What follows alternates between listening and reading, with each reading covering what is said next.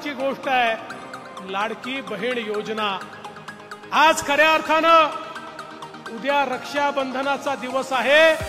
रक्षाबंधनामध्ये भाऊ तर ओवाळणी टाकतीलच, पण हे तुमचे राज्यातले जे भाऊ आहेत हे दर महिन्यात तुम्हाला त्या ठिकाणी ओवाळणी टाकणार आहेत, त्याच्यामध्ये कुठलाही खंड पडणार नाही।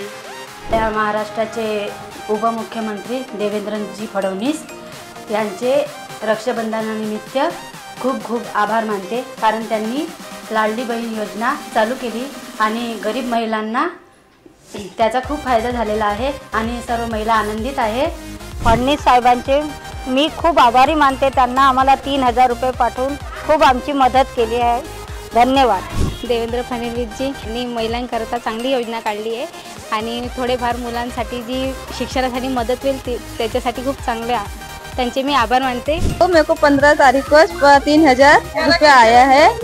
माझी लाडकी बहीण योजनेचे खूप लोकांनी लाभ घेतले आहे। माझ्या मैत्रिणींना खूप लोकांना मी सांगितलं, त्यांना हे पैसे शिक्षणात कामात आलेले आहे।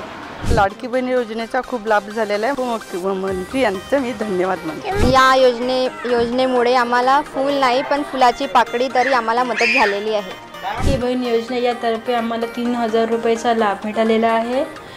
त्यामुळे उपमुख्यमंत्री यांना